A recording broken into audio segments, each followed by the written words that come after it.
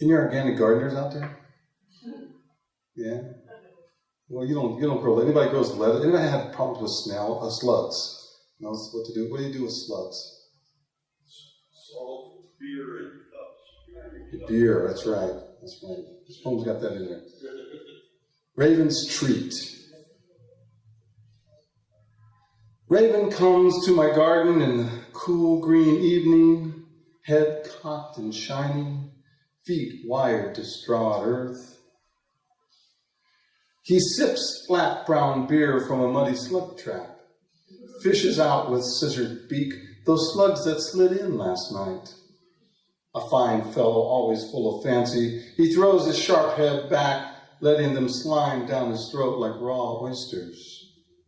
Raven tells me how tasty slugs are, slowly marinated like this in barley malt and warm sunshine, and laughs how they are, in fact, fat, juicy, reincarnated barflies that couldn't resist just one more beer.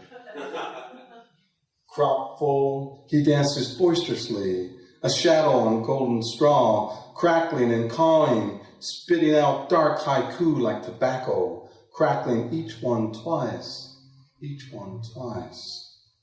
His obsidian eyes splash rivulets of black, dimming the raw dusk.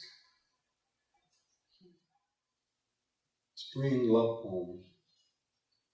Not only the thirsty seeks the water, but the water seeks the thirsty as well. Rumi.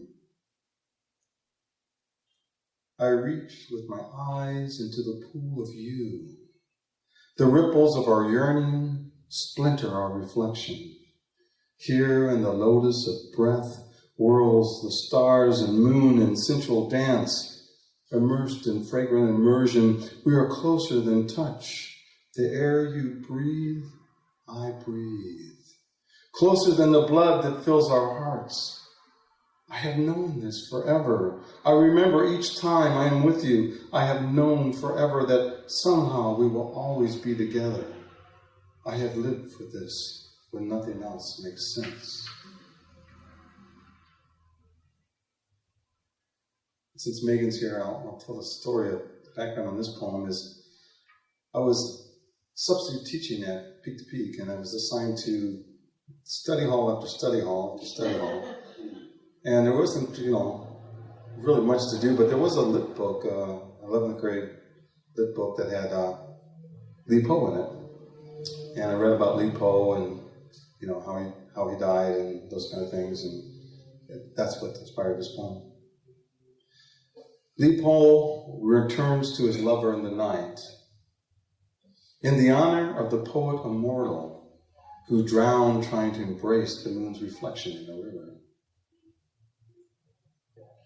It is magical indeed how I fell without suffering into the watered moonlight, how I still breathe with the wind.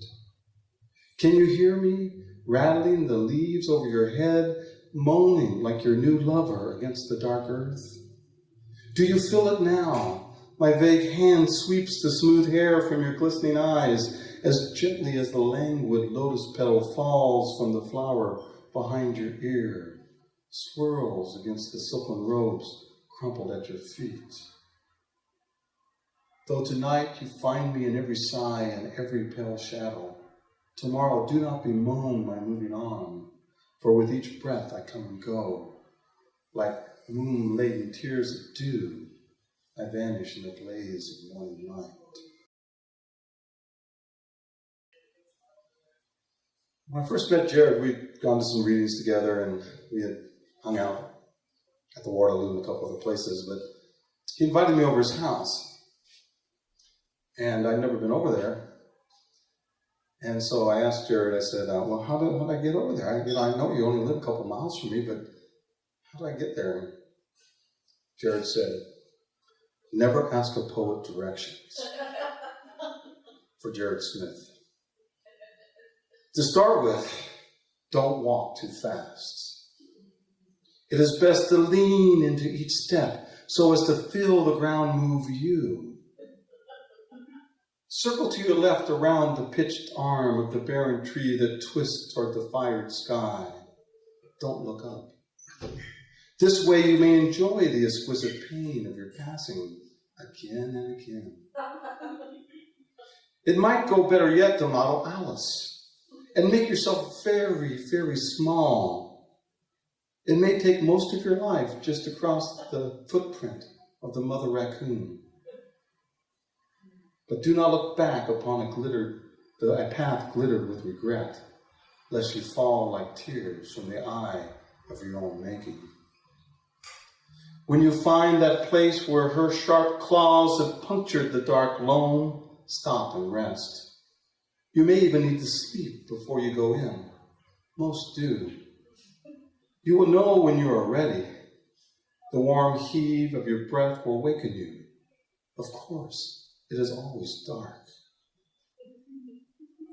When what little light there is films the rounded stone like milky dew, it will be time to move again. Follow the ragged ravine that winds to your right, as if you were water.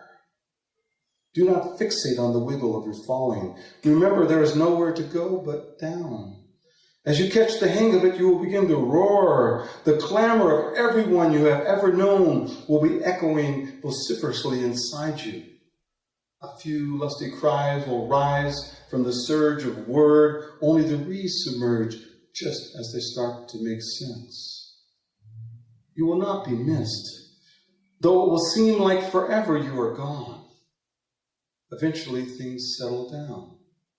You become as flat and smooth as a velvet pool in the moonlight. There is nothing left but yourself as far as you can see, and still you will expand.